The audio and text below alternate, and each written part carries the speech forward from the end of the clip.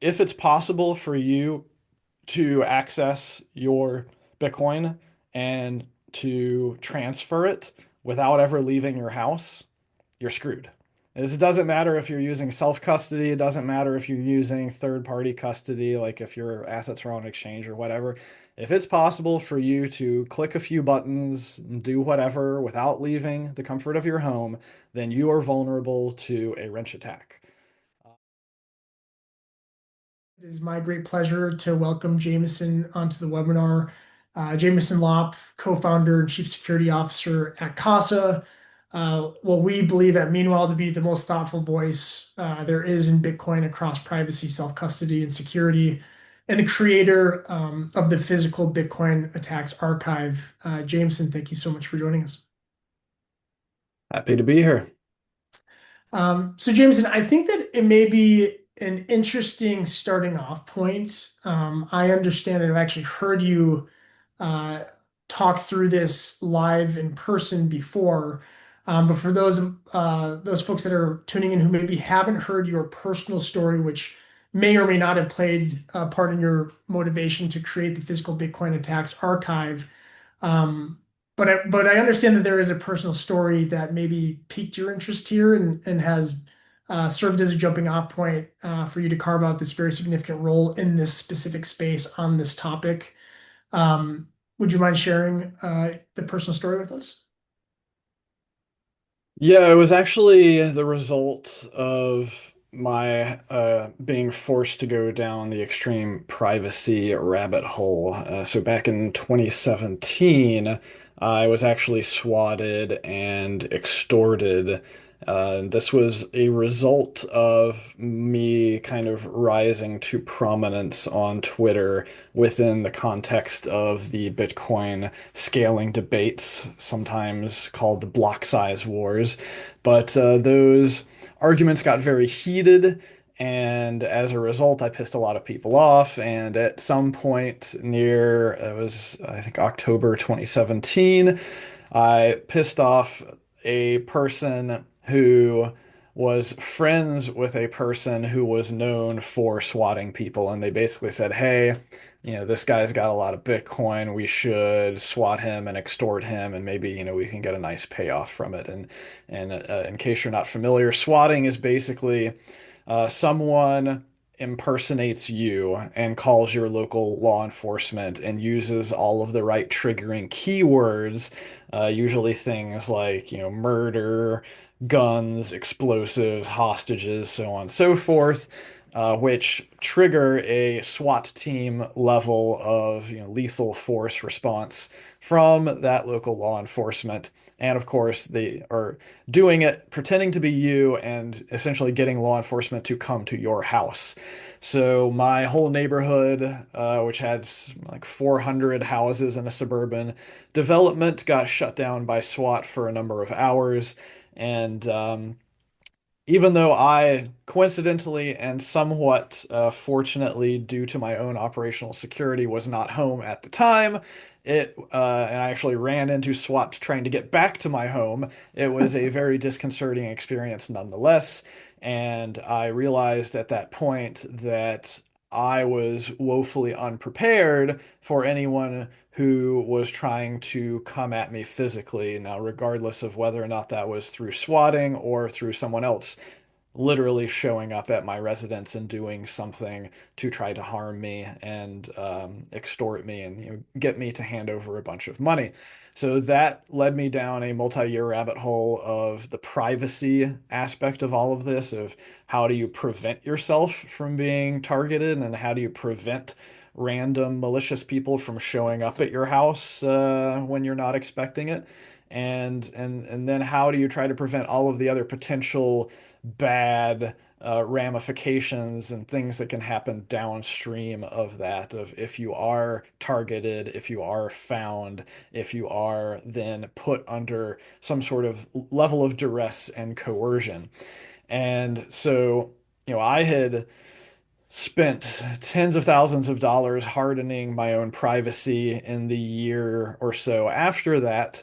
And part of the reason was that I knew that I was not going to be the only case, and I had already known of other people who had been swatted and attacked in various ways, and so I decided, well, we need more information about this.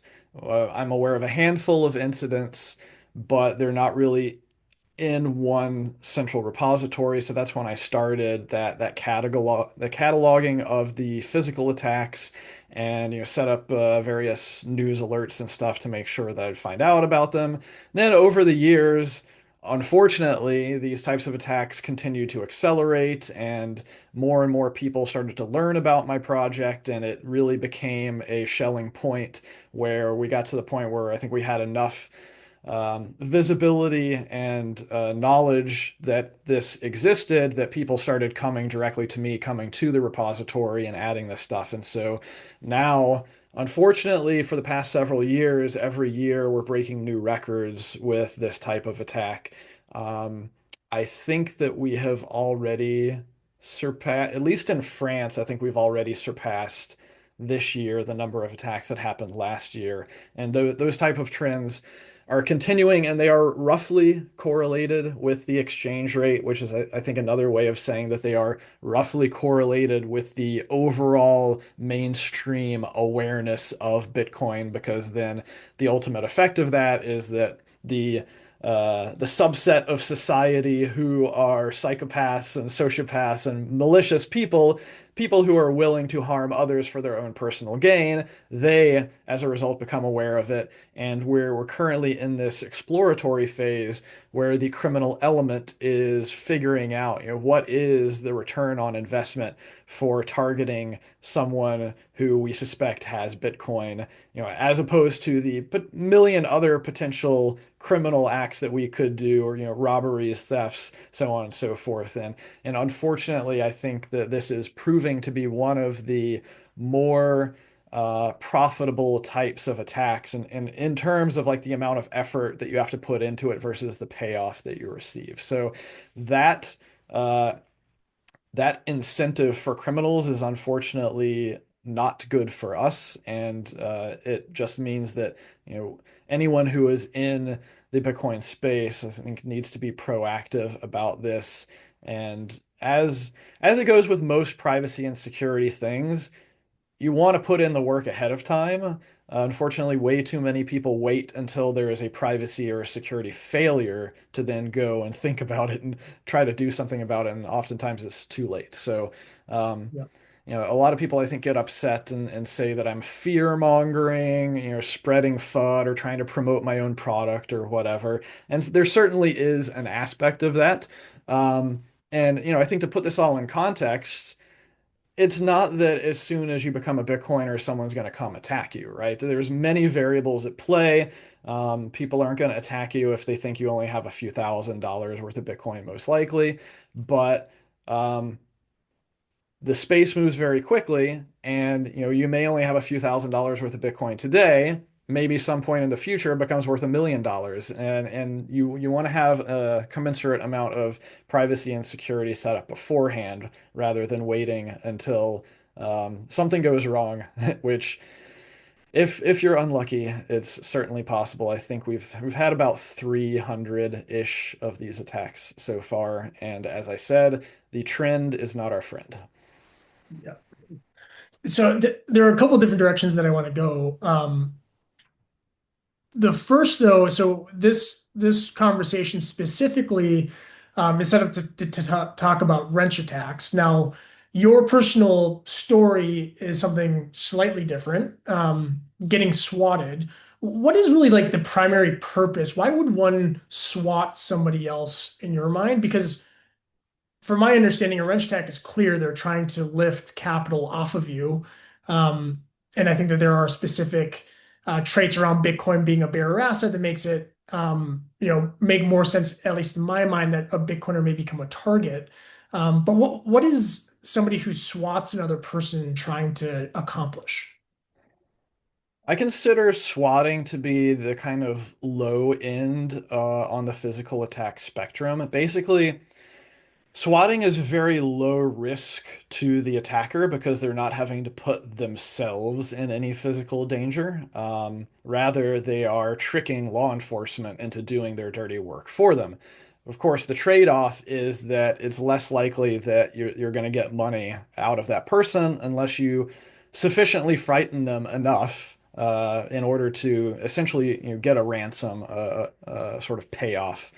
Um, and well, I knew that, you never pay ransom, you never negotiate with terrorists, right? So I took the amount that I think they tried to extort me for $50,000. And I published the extortion call. This is all on my blog. I have like three different entries over the years about it. And I turned around and I put $100,000 bounty on their head. And it took quite a few years, but I was actually one of the very, very few swatting victims who actually got justice and ended up finding the attacker and taking them to court and making sure that they had to pay somewhat for their crime. So um, the next level though, like when we're getting into wrench attacks, is that we are seeing some of these being more organized, where the mastermind is kind of doing the same thing as what happens in swatting. The mastermind isn't putting themselves in physical danger. Rather, they're just hiring, goons and, cheap thugs, essentially who are expendable and getting them to do the dirty work and actually, show up at somebody's door and, put a gun or other weapon in their face and try to sort of extract the Bitcoin from them there. But there's a wide variety, I think, of different actors that are doing this. Some are more organized than others, and ultimately, though, I think the protections you put in place, they'll work against any type of actor, regardless of their motivations.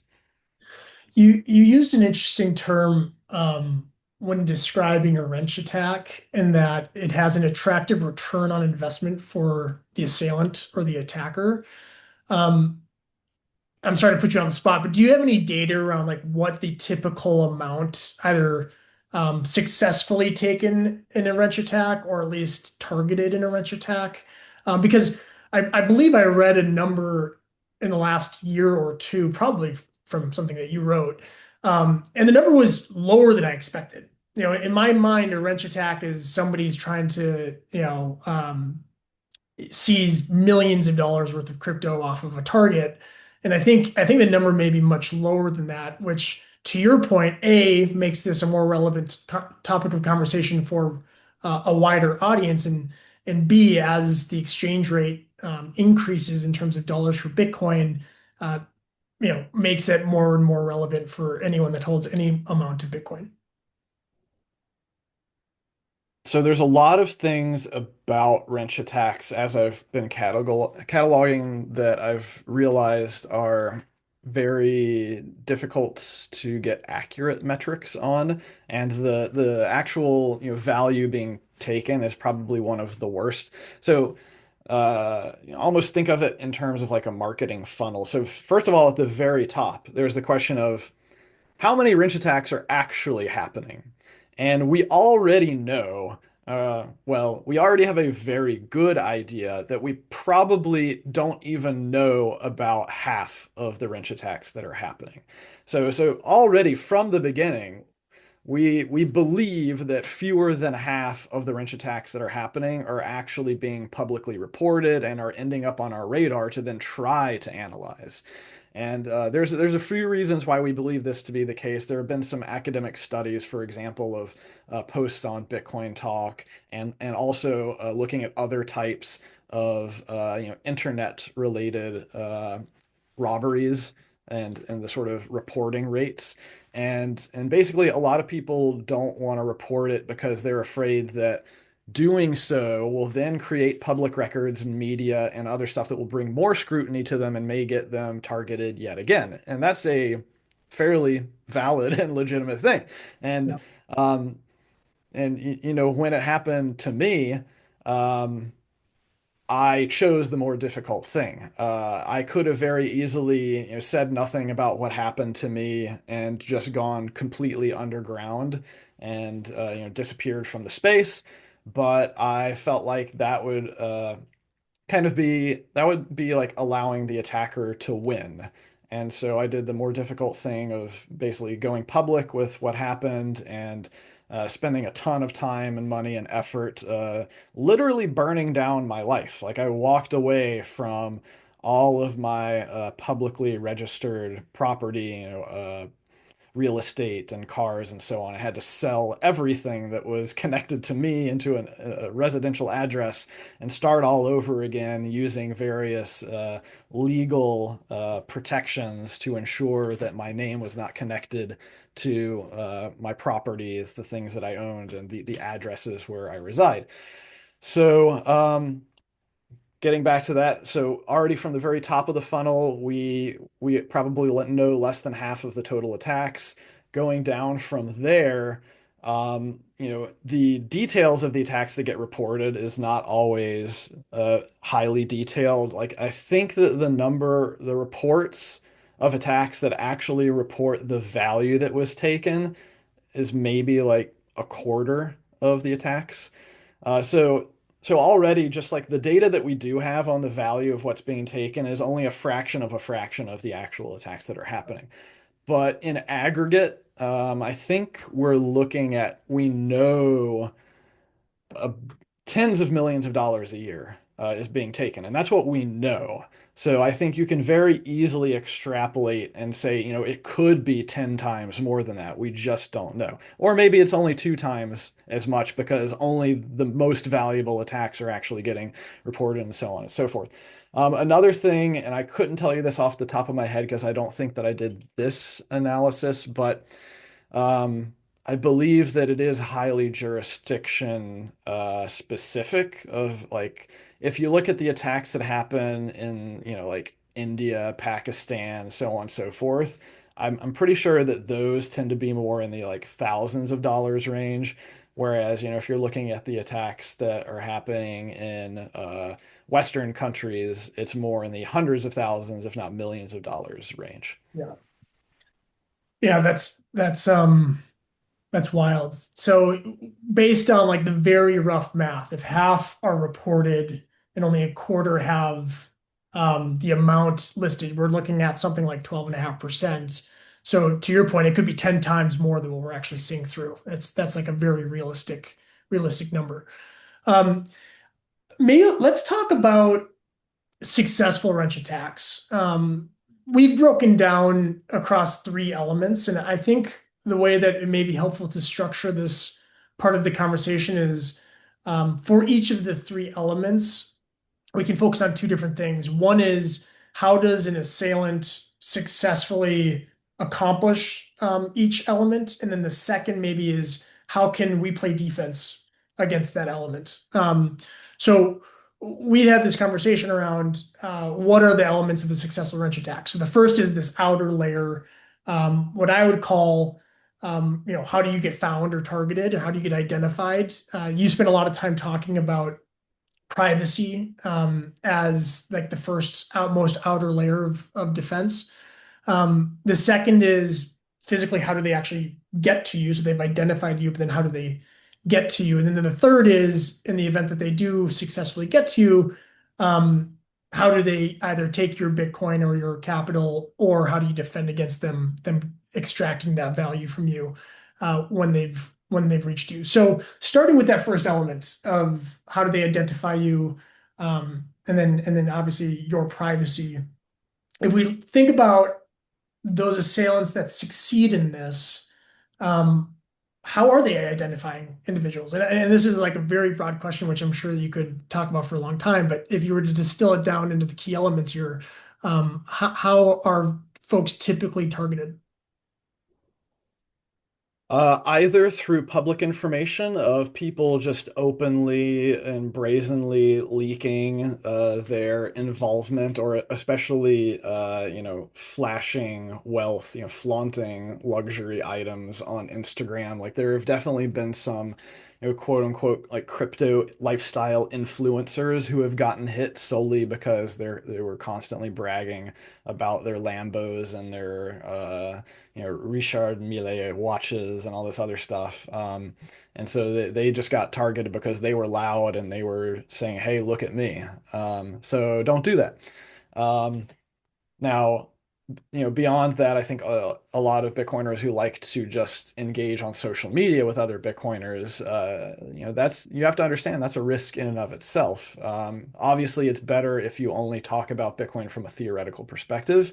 I've always said, you know, n number one rule of Bitcoin is always talk about Bitcoin, but second rule of Bitcoin is never talk about your Bitcoin. So you should, at least you can make it clear that you're interested in Bitcoin without giving away any clues about your wealth, though that becomes a problem as well because obviously I have tweets going back to 2012 talking about Bitcoin, and um, and that can actually work against you because we find that a lot of people tend to make an assumption that people who have been in Bitcoin for a really, really long time have only bought and hold and bought and bought and bought and never sold or lost or had anything else. But like the truth is that most people who were in Bitcoin when it was in the tens or hundreds of dollars had things happen, or they sold when it did a 10x or so on and so forth. But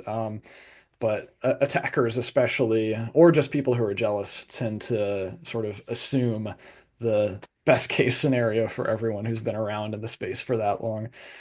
Um, then, outside of public data, there's just the litany of private data that obviously tends to get leaked over a long enough period of time.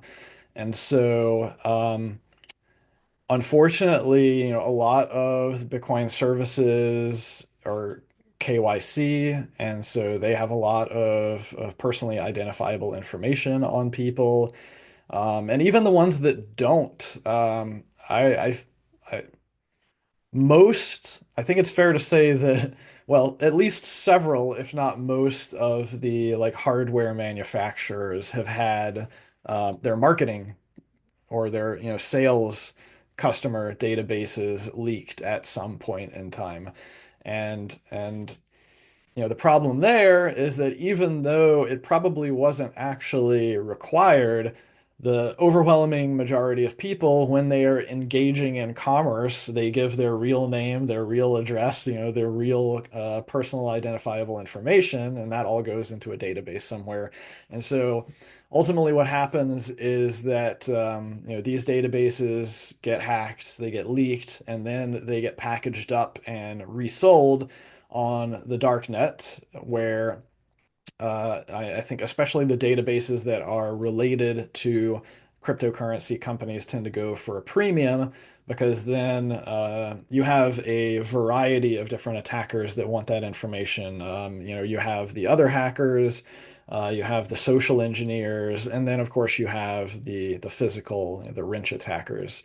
Um, and and you're going to get hit up by all of these people if you associate your real identity with really any of these companies, which is unfortunate.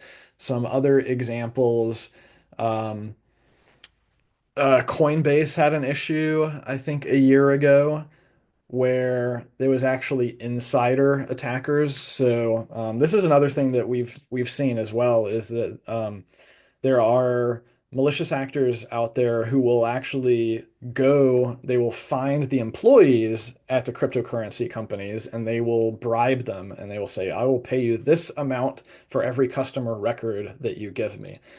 We have people that, we catch coming to our company all the time trying to do that. It happened to Coinbase. the problem Coinbase had was they had outsourced their support, I think, overseas to India to people who basically got paid nothing. And if they were offered, $100 for a customer record, that's an amazing amount of money. I Yeah. think the Western companies that actually pay their employees quite well, it's much less likely that they're going to be enticed to, put their career and their freedom at risk for that amount of money. But you never know. You can't be too careful. You don't necessarily know what practices various companies that you're giving your data to are employing. They're black boxes. And I think, the safe thing to do is to assume the worst. So, the question is, how do you protect yourself from all of this? This, I would say, is one of the hardest parts because it's just not a normal way of living. The normal way that we go about our lives is, you probably have one or two email addresses. You probably receive your mail at your house in your name, so on and so forth.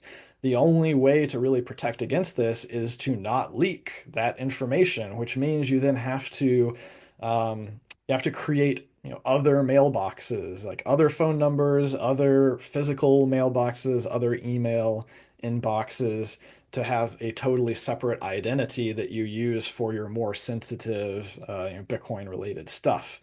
And that's a big ask for a lot of people. That is adding friction, and even then it only takes one mistake to screw it up and to leak information that can ultimately be used against you.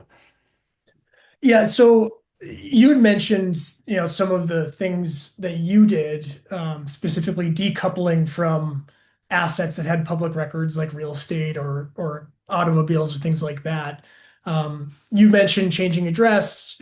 I know a lot of people who, maybe have a PO box where they list that address for anything that could be external. Um, People who buy real estate through like a single member LLC Mhm. as a means of keeping their name off of those public records.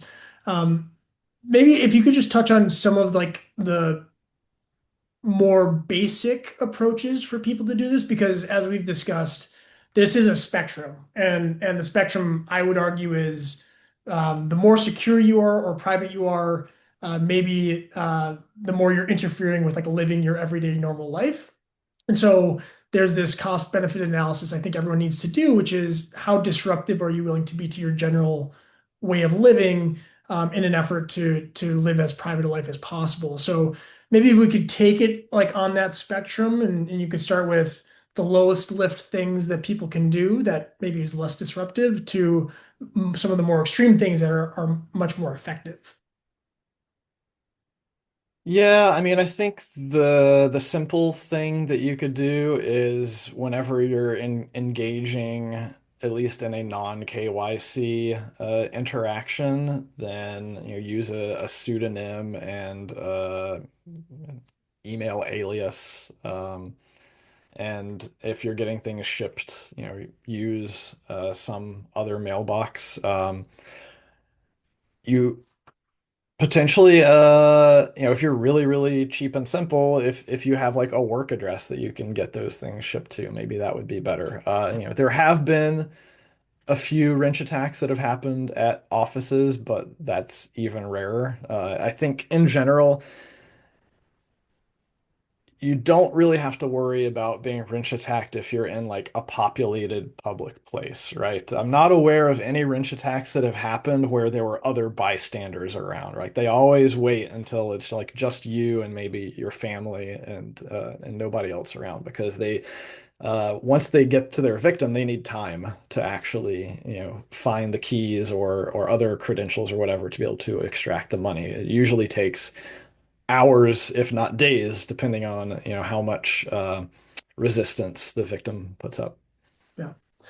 Before we get into that specifically of like the events as they unfold and the physical piece of the wrench attack, you had mentioned France specifically based on the archive that you founded and helped maintain.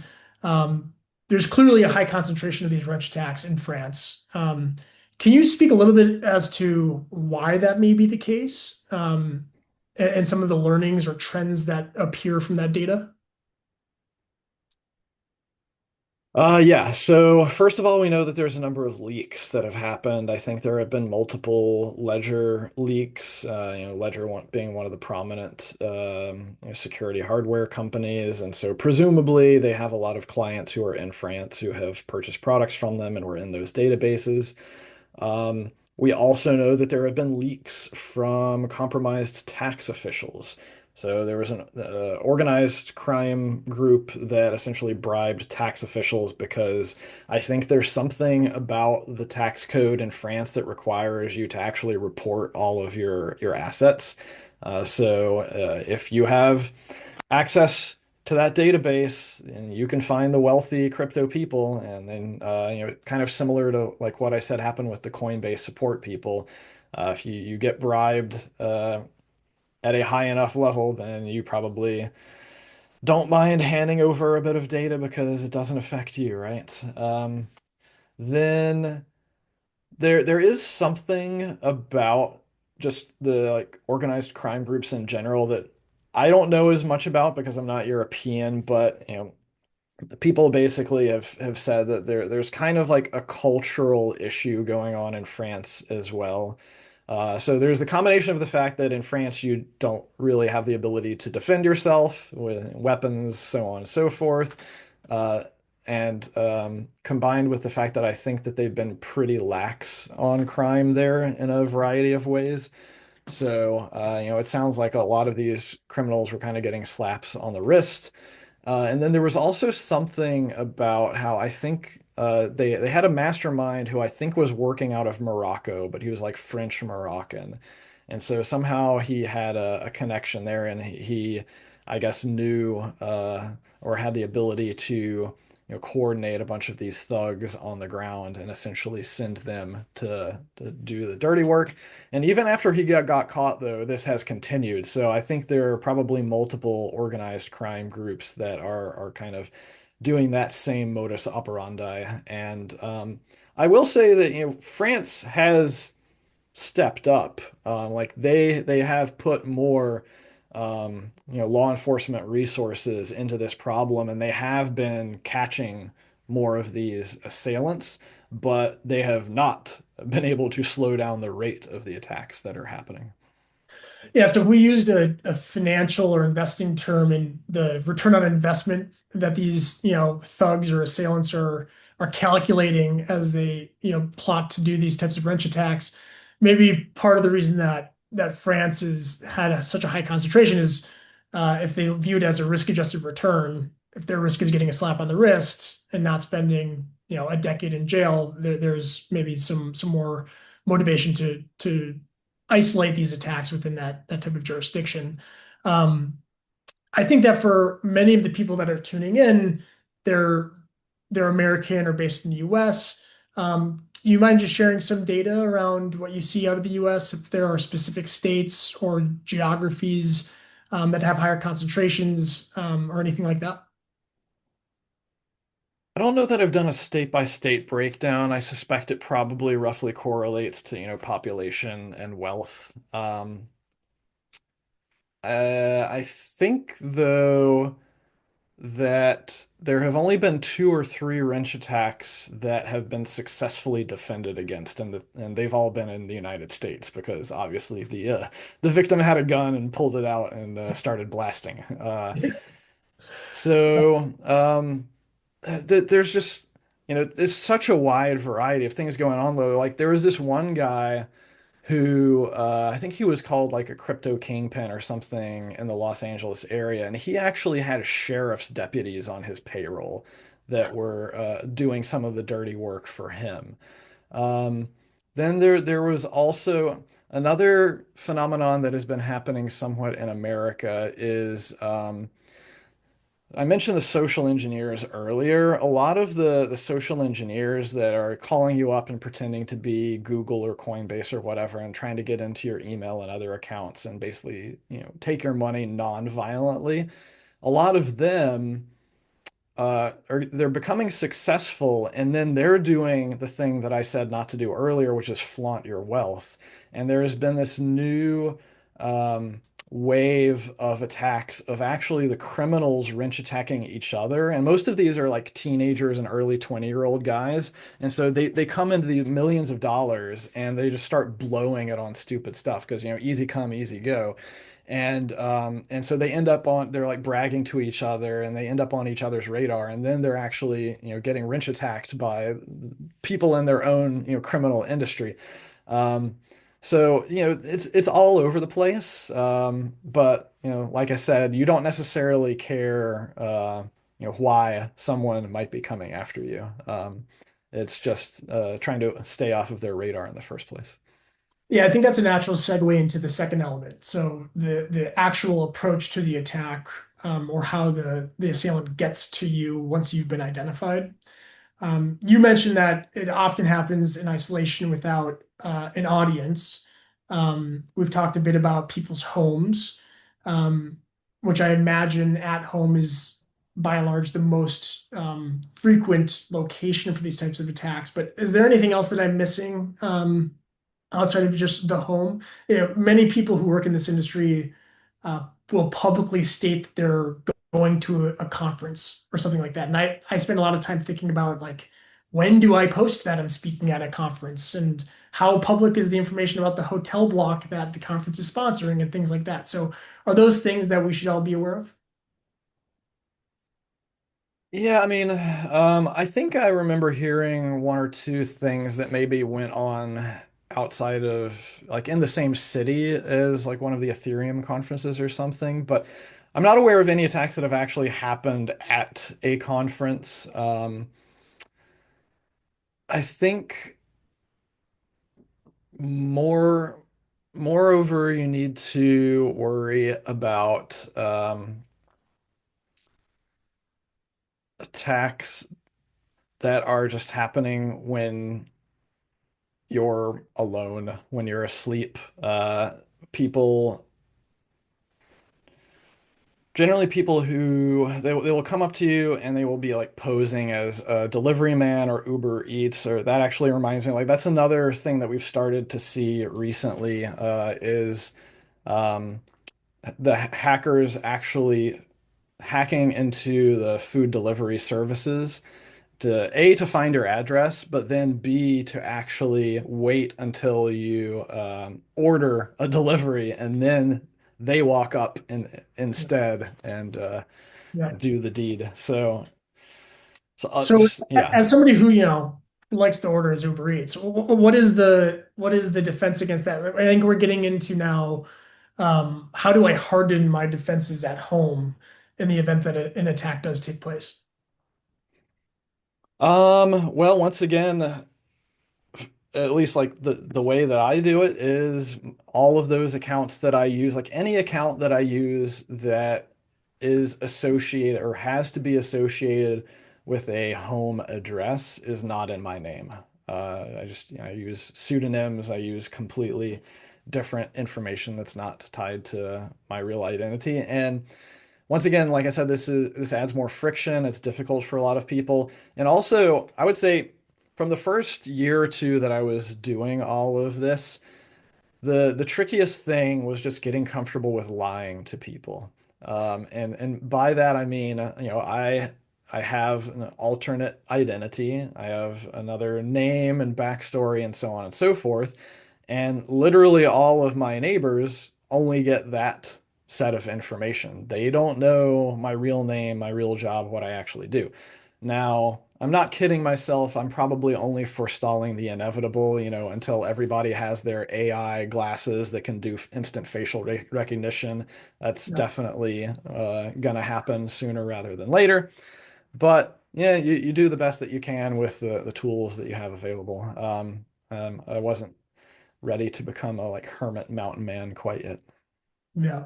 So my home, I have a home alarm, I have a firearm. What other things should I think about in terms of literally physically hardening the defenses around my home? So all security you should think of in terms of layers. There is no one thing that you can do that's a magic bullet. And look, I'm a huge firearm enthusiast myself, but I cringe really hard when people respond to me talking about something, say, I've got a gun, I'll be fine. I'm like, there are so many things that can go wrong. And I'm not just talking about, the common statistics are, oh, if you have a gun, you're more likely to get shot than to shoot a bad guy or whatever.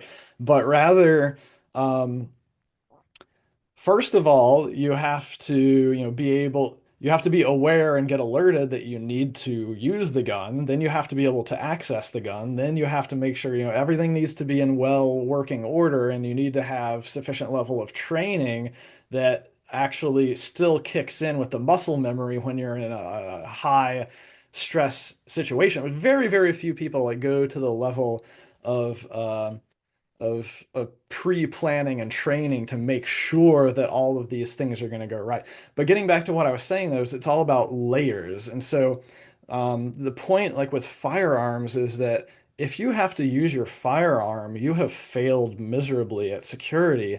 Like that should be the absolute last line of defense that you only use if many other layers of security have failed. And so if we're talking about physical security, because I consider like privacy, all of the stuff we talked about so far to be the outermost layer of security. Every layer is designed just to make it a little bit harder for them to get closer to you, and you never know which layer is going to be the final one that makes them like stop and give up. But you figure the more layers you have, the more likely that they will hit a layer where they finally are like, you know what, maybe it's not worth all of the effort. Maybe there is another target out there that is softer and a better return on my investment. Um, so in terms of physical security, you want alerting and monitoring to be your outermost layer. And this is where, unfortunately, it gets very specific to each person's situation, depending on where you live and what your construction setup is. But so, if you're in a single family dwelling, and you have some land, then you probably want either a fence or a gate. You want to push out the outermost physical boundary as far as you possibly can, so that if anyone, gets inside of that boundary, something is wrong. If you don't have the ability to set up, physical walls and fences and stuff, cameras can be a good solution. A lot of the camera systems now are getting more like AI integrated into them so that they can actually differentiate between humans and animals and vehicles and so on and so forth.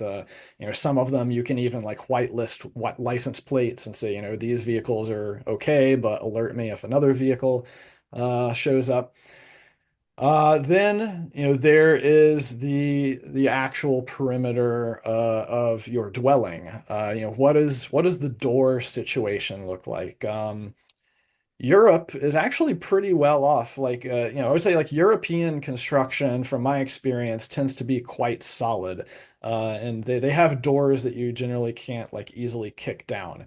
America, not so much. Like the standard American door construction is very easy to bypass, either because the lock itself is quite cheap, or just it's easy to kick in wood frame because like the screws that you use on the doors generally don't go very deeply into the frame.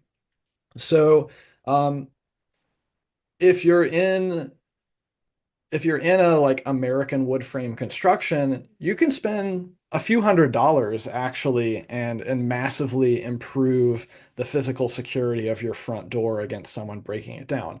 Though I couldn't tell you off the top of my head, but a decent number of the incidents that happen, people voluntarily open the door. So that becomes kind of a moot point.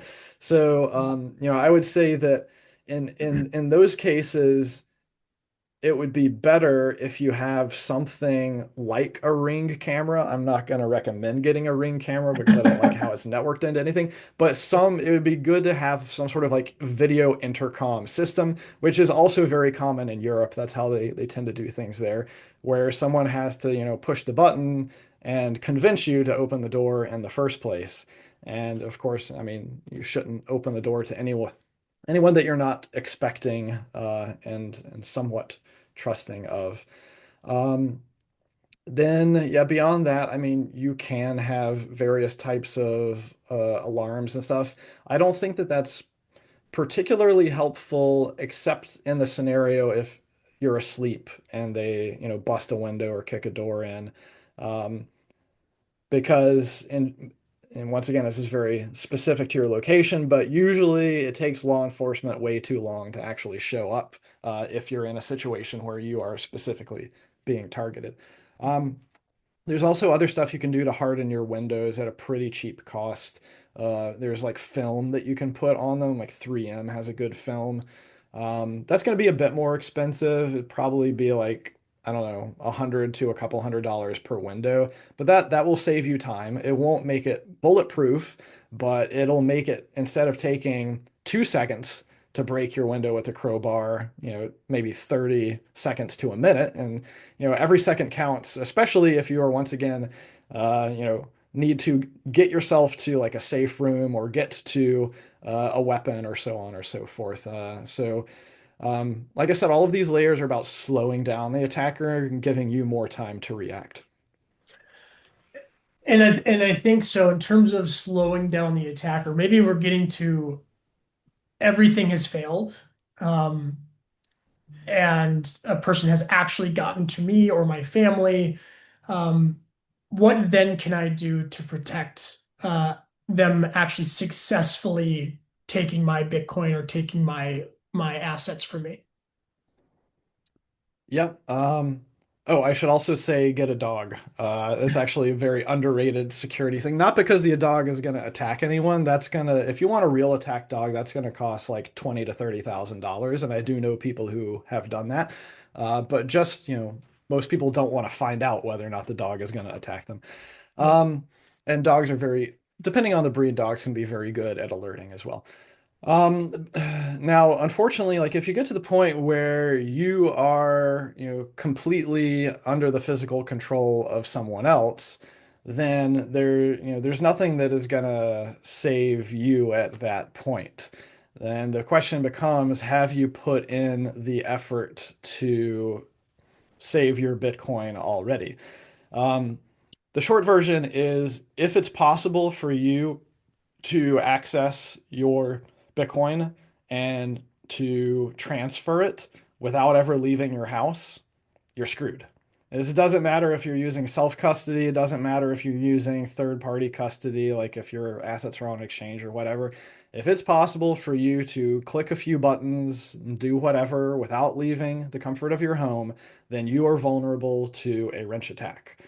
The only way to actually make your assets wrench attack proof is to actually take yourself out of the equation as a single point of failure. And that means that you have to start distributing keys or credentials around geographically into different, varied security setups. And this is where it can get really complicated because essentially the only limit is your own imagination, with how you can construct these types of setups. But this is the type of thing that Casa helps people think through, because, if you're trying to architect something like this, you probably want to have an expert who has already done it thousands of times. This is just another general principle in terms of security, of any type of security, is that you generally don't want to like roll your own security. We say this a lot of like don't roll your own cryptography, but I think it applies to any sort of security architecture as well. And the reason for that is that there's actually a Bitcoin motto, vires in numeris, which is strength in numbers. And I think that applies to many things, including open source projects. This is why open source is great because there are many people who are looking at the code and reviewing it and trying to break it.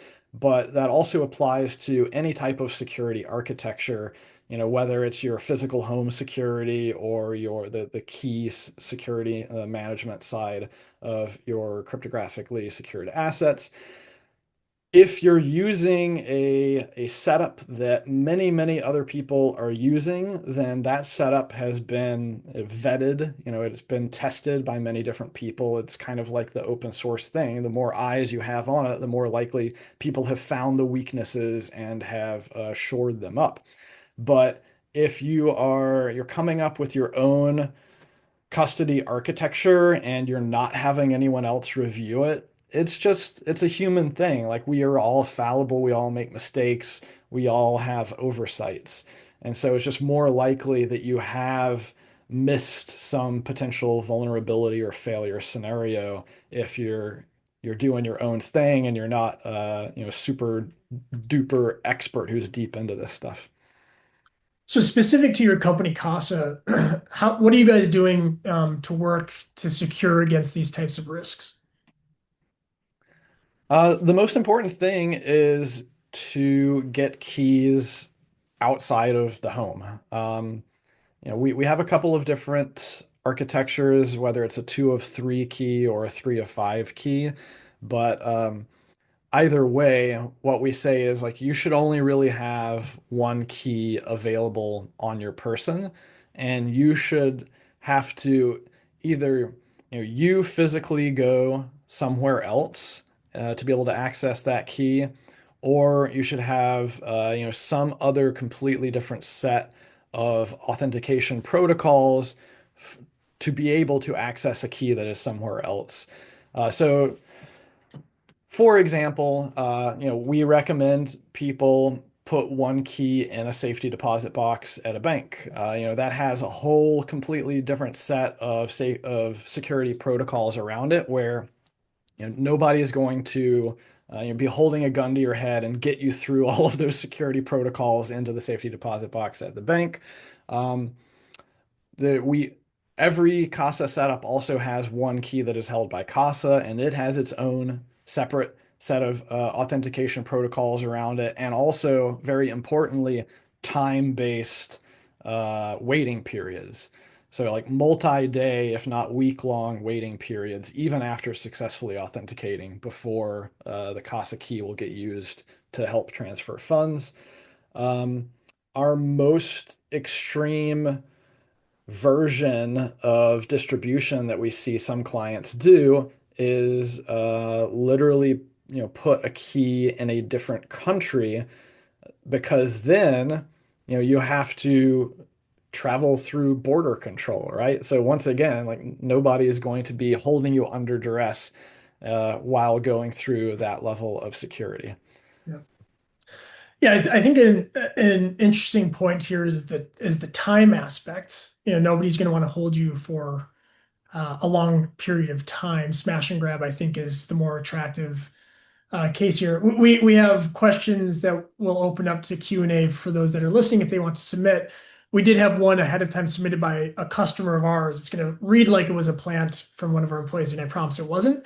But I think that was an unintended benefit of our whole life insurance product is that time aspect of nobody can come and coerce you into sending them Bitcoin, and they can't use you as a single point of failure because you don't actually hold your Bitcoin or have the self custody of it when you purchase a product like ours. So if we want, we'll move into Q&A. For those that are listening in, you can use the chat to submit questions. We're also, I think, going to pull up a quick survey to see how we did here as those questions get submitted, and then we'll jump into those that were submitted ahead of time, and then if there are any that trickle in over uh, through our listeners, we'll address those as well. Yeah, so I would say, like, off the bat, I think one common thing that comes up is people are like, well, I could just buy the ETF. Yes, like, as far as I'm aware, Bitcoin ETF is wrench attack proof. Now, of course, the trade-off there is you're giving up sovereignty and control. I would say you're giving up all of the aspects of Bitcoin that make it valuable, and you only really have financial exposure to the asset. Um, it's certainly a possibility, though I'm not a big fan of it. Obviously, I run a company that's trying to help people do the exact opposite. Yeah. Yeah, exactly.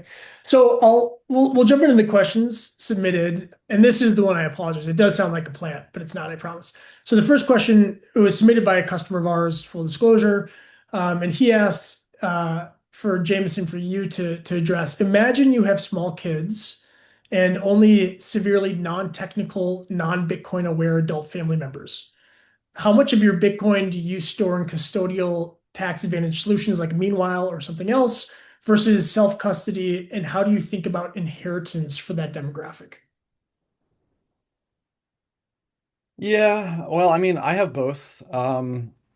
Because I went, all into Bitcoin a number of years ago, and I started buying the grayscale product before it was even an ETF. And so I end up having, a decent amount that is in 401k. And I guess theoretically I could like take a tax hit on that and withdraw it and try to turn it into real Bitcoin. But yeah, I have a balanced portfolio in terms of Bitcoin custody, but completely imbalanced in terms of like diversification of Yeah. assets.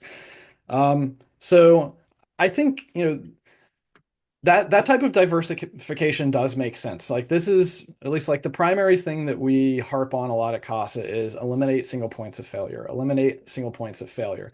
And diversification, well, diversification isn't always good, though, at least in terms of custody. The one thing that I try to warn people about is like a common thing that we have seen from people who had a lot of Bitcoin is what they would do is they would diversify their Bitcoin across many different single signature hardware devices.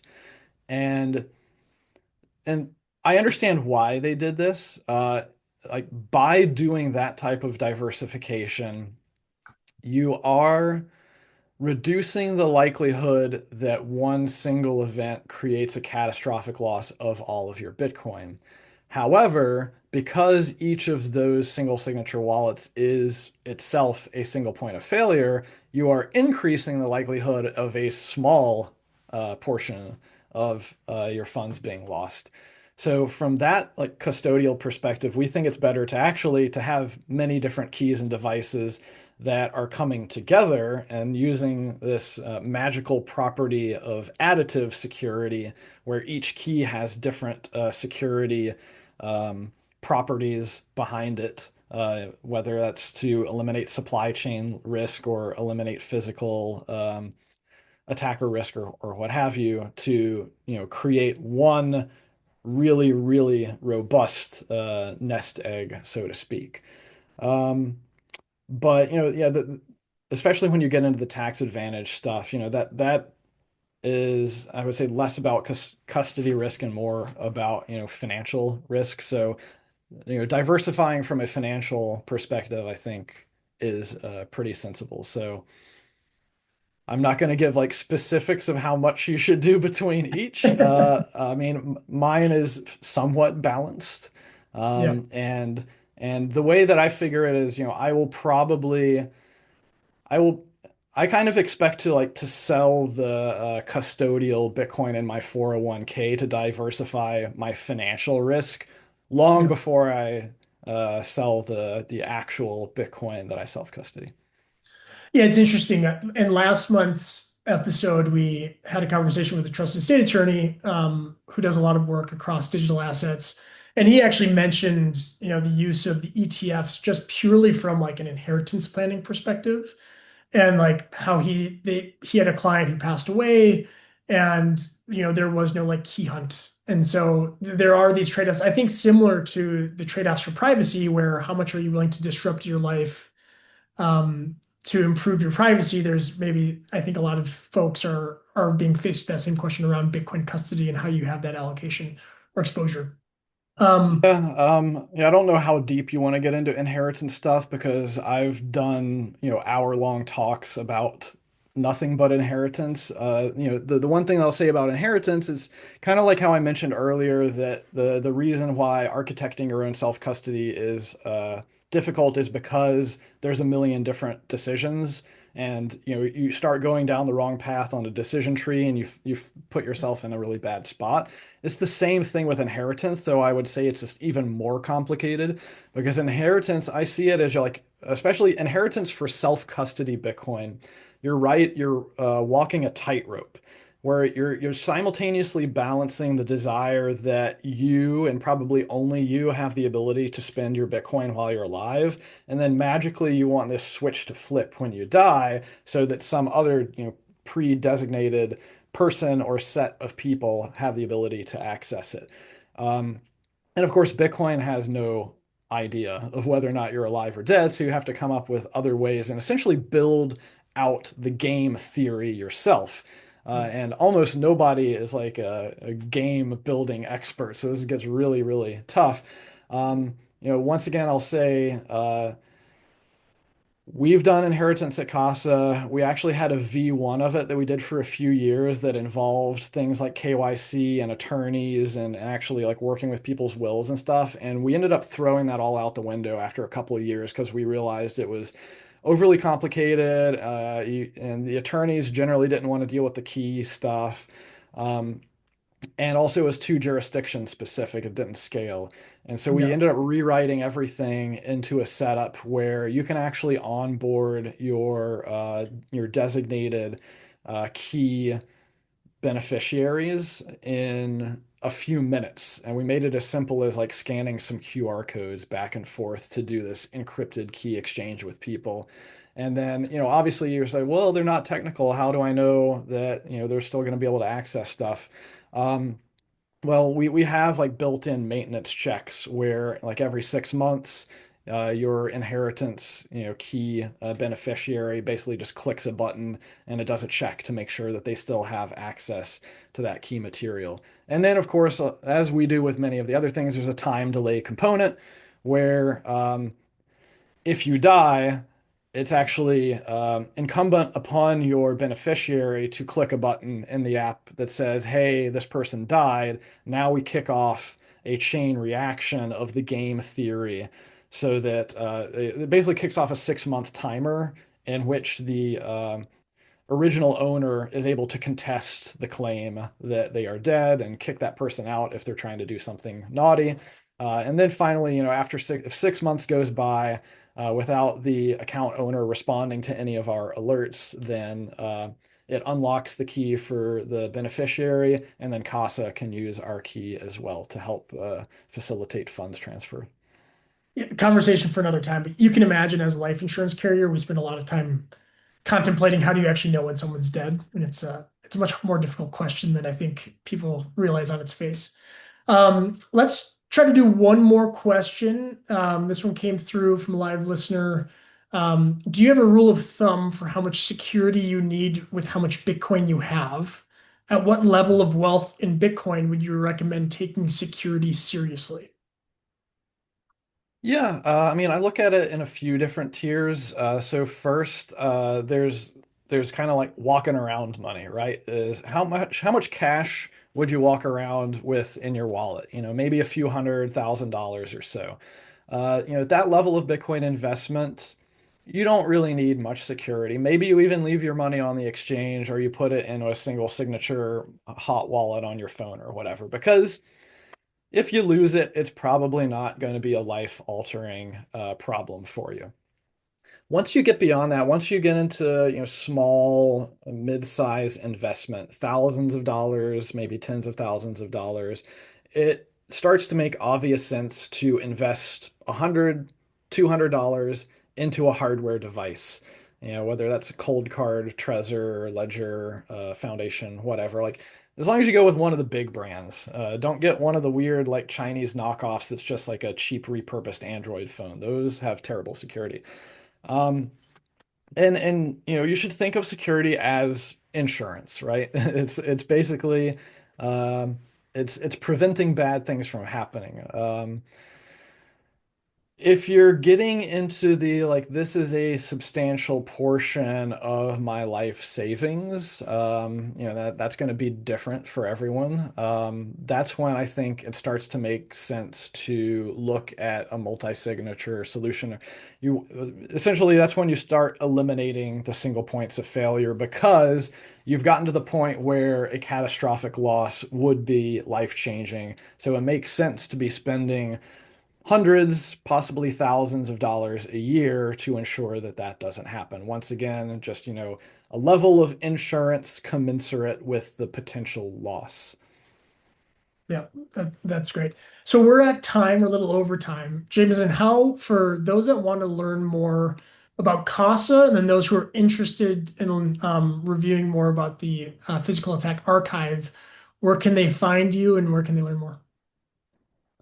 Casa, you can find us at casa.io. The physical attack archive, probably the easiest way to get there is if you go to my website, lopp.net, lopp.net, and then on the projects tab, I have all my different projects, and one of those is the wrench attacks. Great. All right, Jameson Lopp, thank you so much for the time here.